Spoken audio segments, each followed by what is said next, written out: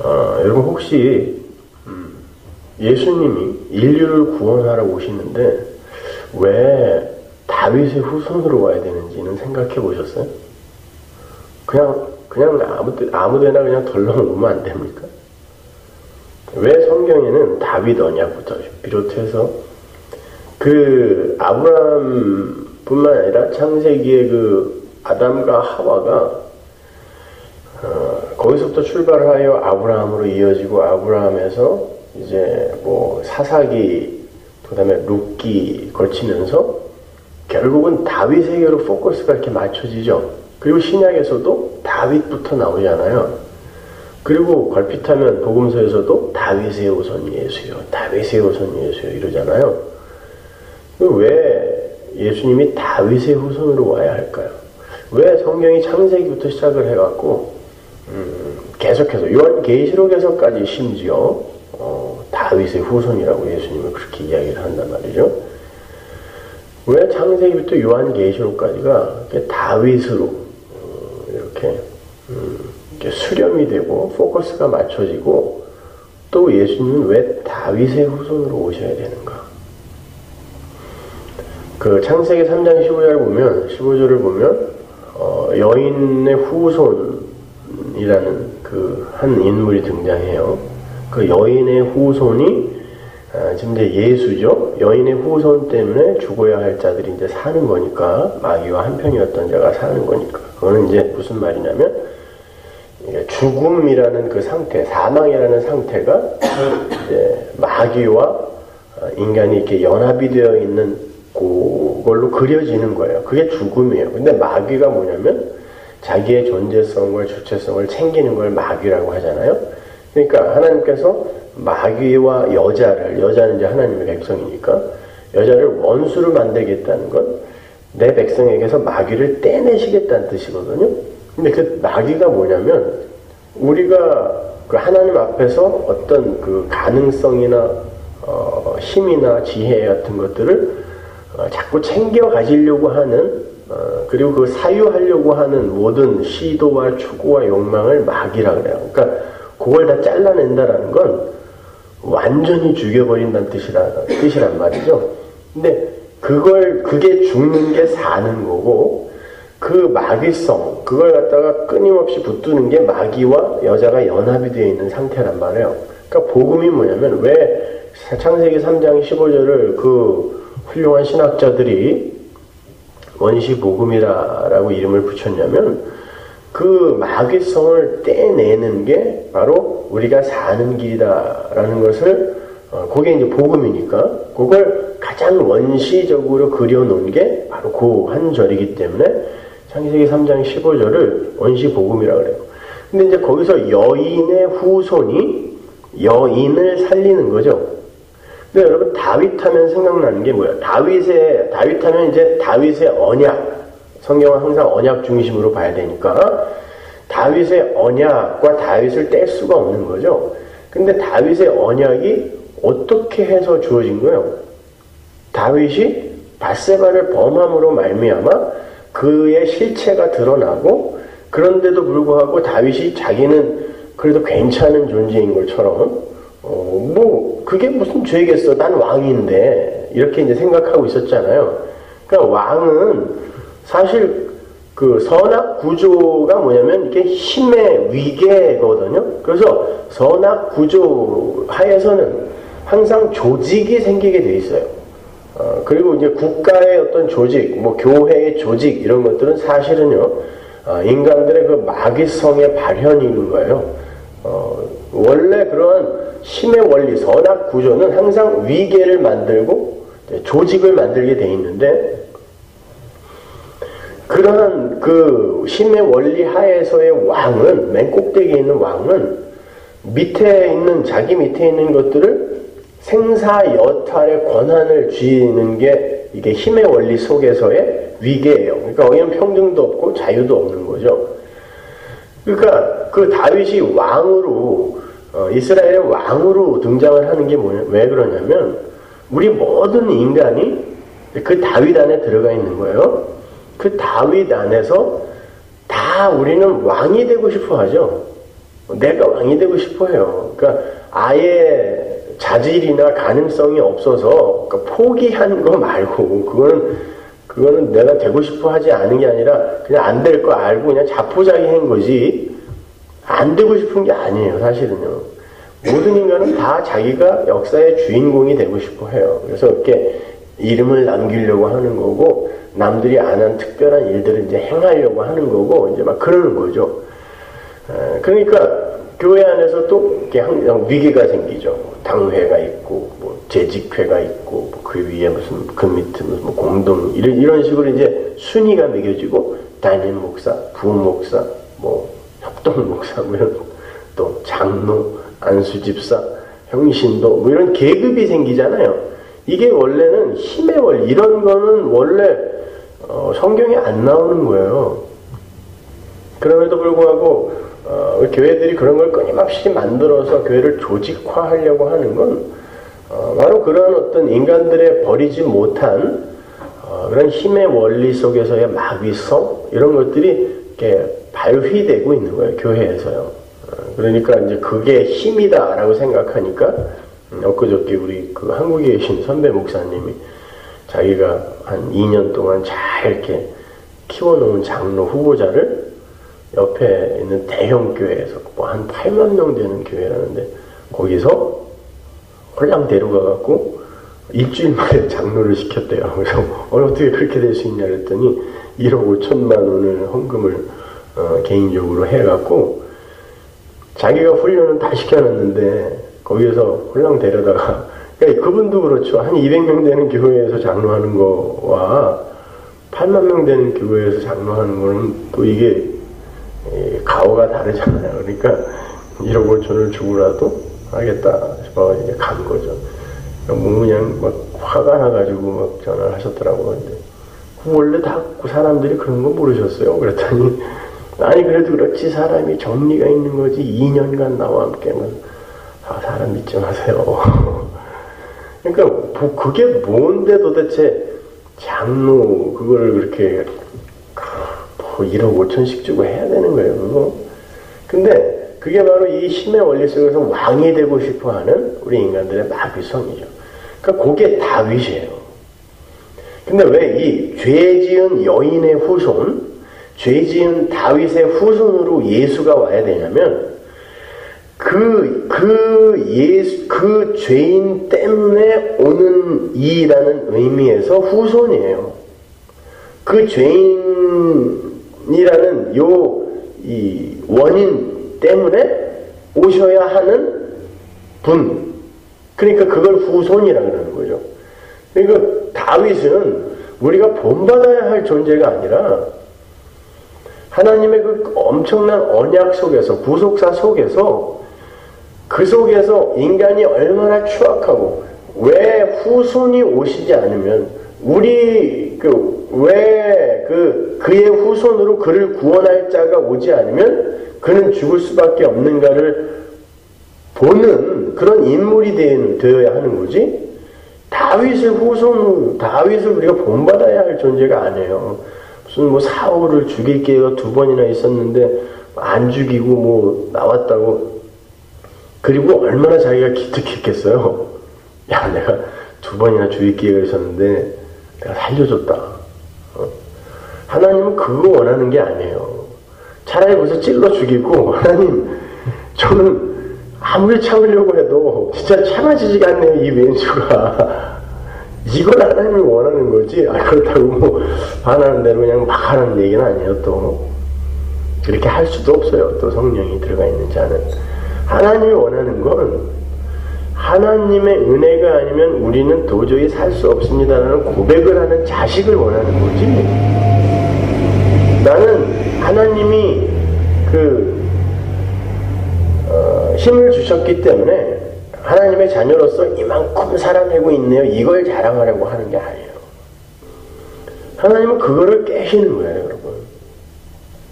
우리는 그 아버지의 은혜를 자랑하고 찬송하는 자가 돼야지, 내가 아버지 앞에서 자랑스러운 자가 되겠다라는 그 지점으로 먼저 달려가면 안 되는 거예요. 그렇게 되면 인간은 항상 그 힘의 원리 속으로 다시 들어가요. 그러니까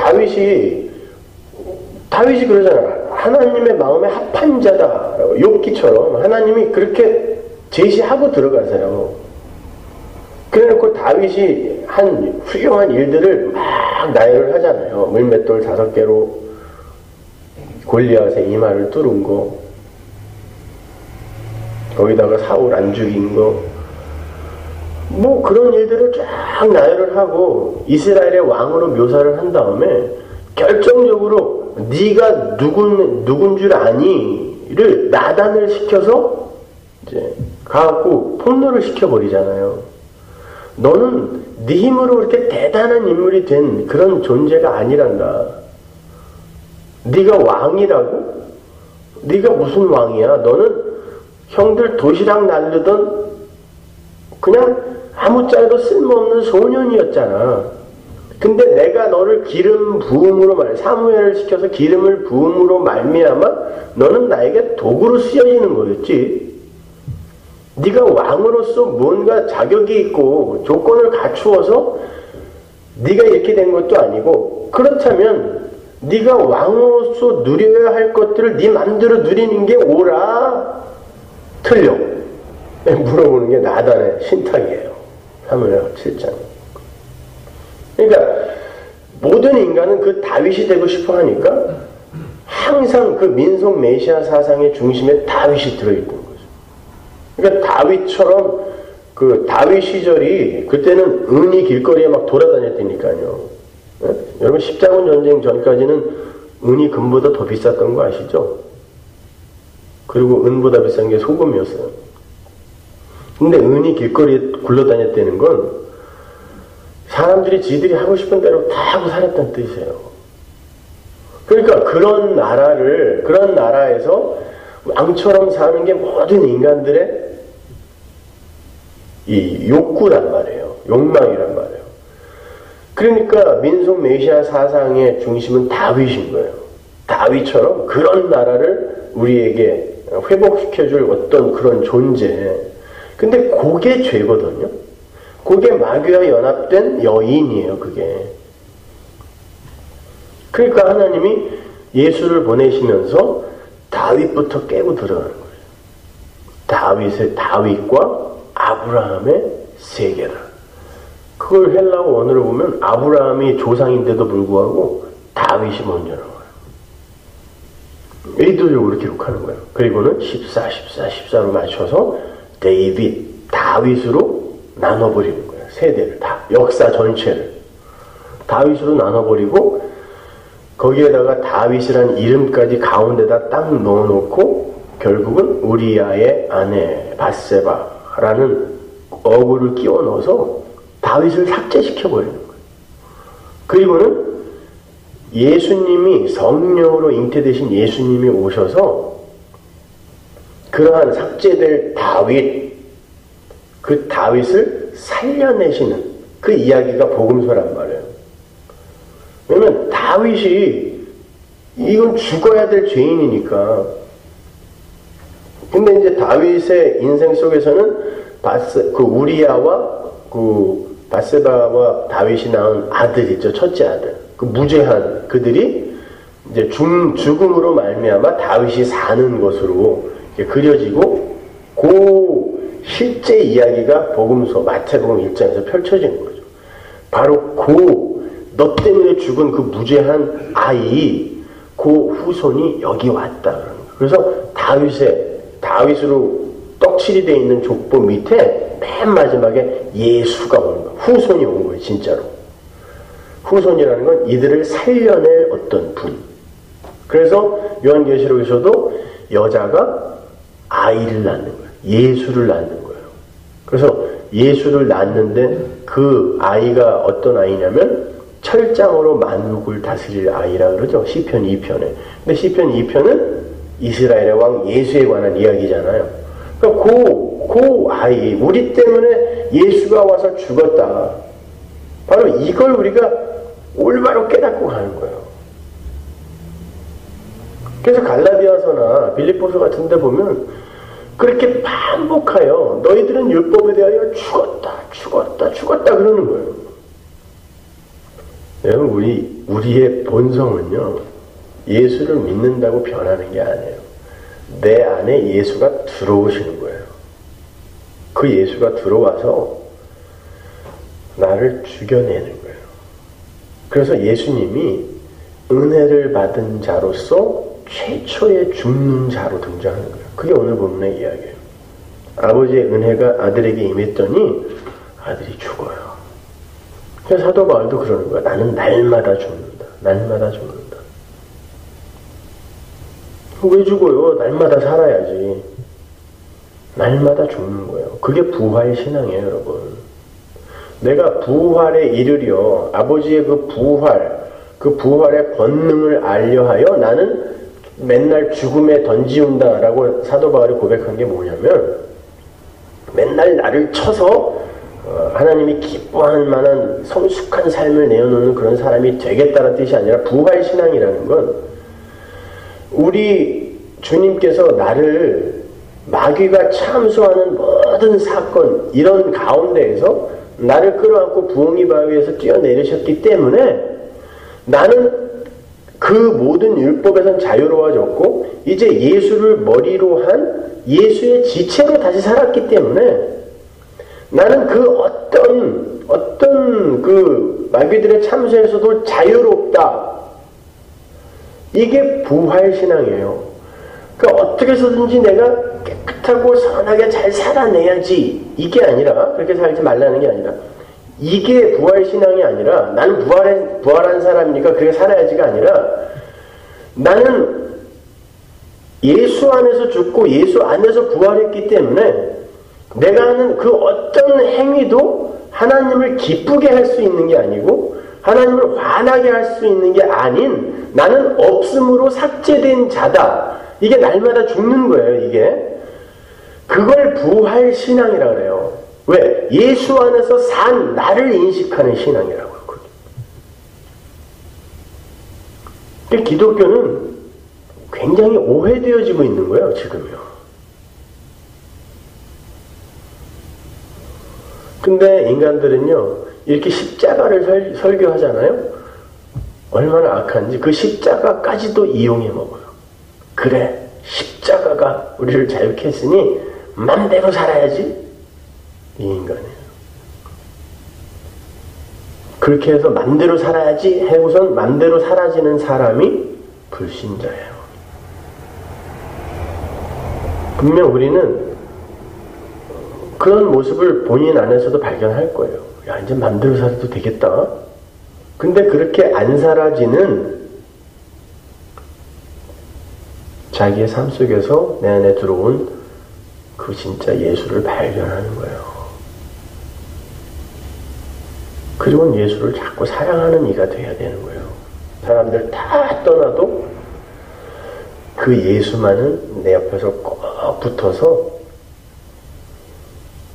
네가 내 신부야. 사람들이 다 너를 버려도 나는 너를 사랑한단다. 이 음성을 들을 수 있어야 돼요. 여러분의 진짜 신랑이신 예수가 나는 누가 뭐래도 너를 사랑해. 너는 남들이 그렇게 계달의 장막이라고 욕하고 검둥이 노예라고 욕하는 술람미지만 나는 그래도 널 사랑해. 왜? 그냥 사랑해. 내가 널 사랑해. 이거 알고 가는 거예요. 분명히 성경에서 구수인이 어떻게 자기의 피부를 희게 하겠느냐? 안 된다 그랬잖아요. 그것만큼 너희들의 힘으로 하나님을 기쁘게 할 수 없다. 의인이 될 수 없다 그랬단 말이에요. 근데 오늘날 성화론이라는 건 야, 왜 안 돼? 마이클 잭슨도 하얗게 되더라. 어떻게든 만들어보자. 이러고 있는 거예요. 빡빡 밀어서 깨끗이 하얗게 만들자는 거예요. 우리의 힘으로. 오히려 그거 안 된다는 거 알고 이런 모습인데 왜 하나님 날 사랑하십니까? 응? 왜 날 사랑하나? 그 고백하는 거예요. 그래야 신랑이 좋아지지. 언제든지 회차를 들고서 너는 내 마누라니까 내가 원하는 대로 똑바로 못 고르면 아주 죽일 거야. 이거는 사랑해서 말 듣는 게 아니라 무서워서 말 듣는 거잖아요. 그게 무슨 부부예요. 남편한테 저 터질까봐 그냥 남편 비유나 잘 맞춰주는 거, 이거를 하나님이 그걸 원하시겠어요, 여러분? 그런 사랑 원하세요? 그러려면 뭐하러 부부의 연을 맺어요? 그냥 하녀를 하나 두지. 돈 주고 시키면 다 하는 그런 하녀. 부부라니까요, 하나님과 우리는. 부부는 사랑해야 돼요. 한 몸이 돼야 되잖아요. 그래서 하나님이 우리의 신랑이 되셔서 그렇게 사랑해 주시는 거예요. 내 사랑 제발 알아먹고 나를 사랑해 달라고. 하나님은 우리의 진심에서 우러나오는 아버지 소리 이 한마디 듣고 싶어서 지금 역사를 이렇게 계속 운행하시는 거예요. 어저께 칠레에서 화산이 폭발해가지고 뭐 어마어마하게 지금 막 대재앙이다 뭐다 해가지고 또 그러던데, 그 사진을 누가 찍어서 참 올려놨는데 화산이 막 폭발을 하는데 하늘에서 번개가 온 세상을 다 덮고 있는 번개가. 여러분, 그런 날이 우리의 삶에 언제 닥칠지 몰라요. 근데 그 속에서, 그 대재앙 속에서 우리가 이미 건져졌다니까요. 여러분은 예수의 지체로 살기 때문에 그런 대재앙, 지옥은 여러분의 육신만 태울 수 있지, 진짜 예수의 지체로 살아난 여러분은 건드리진 못해요. 왜냐면 그건 하늘의 것은 이 어떤 재앙과도 관계가 없는 것이기 때문에 여러분은 그렇게 살아난 사람들이에요. 그러니까 뭐가 겁나요? 그러니까 세상 그런 것들의 판단이나 뭐 평가 이런 것들에 휘둘리지 마세요. 그냥 그러려니 하고, 세상이 그런 거지. 뭐 인생 뭐 있어? 없어요. 아무것도 없어. 보면은 다 쓰레기예요. 쓰레기. 사람들이 만들어 놓은 무슨 뭐 업적 공로, 아무리 그 안에서 좋은 거, 가치 있는 걸 찾으려고 해도 그냥 쓰레기밖에 없어요. 인간이란 존재 자체가 쓰레기인데 무슨 그들이 만들어낸 것 중에 괜찮은 게 뭐가 있겠어요. 그렇게 하늘의 것으로서 하늘의 백성으로 완료가 된 여러분의 현실을 말씀 속에서 항상 확인하면서 힘내서 사시면 됩니다. 기도하겠습니다. 하나님의 은혜를 감사합니다. 아버지 하나님, 우리는 그렇게 이미 율법에 대하여 죽은 자들이군요. 그리고 예수 안에서 새로운 몸으로 율법과 관계없는 자로 살아난 하나님의 백성입니다. 아버지 하나님, 그러한 복음의 현실을 올바로 인식하고 그러한 복음을 우리에게 선물해 주신 하나님을 찬송하며 사랑할 수 있게 하여 주옵소서. 너희는 역사 속에서 하나님과 화목하고 돌아오라, 하나님은 말씀을 통하여 반복하여 말씀해 주셨습니다. 근데 우리는 하나님과 화목하기는커녕 여전히 예수를 믿는다고 하면서도 하나님을 내가 하기 싫은 걸 억지로 하게 하는 그런 사감선생 정도로만 여기고 있지는 않습니까? 아버지 하나님, 하나님의 은혜 안에서 자유를 누리게 하시고 하나님을 사랑하고 찬송하고 감사하는 우리 성도들 다 되게 하여 주옵소서. 예수님의 이름으로 기도합니다.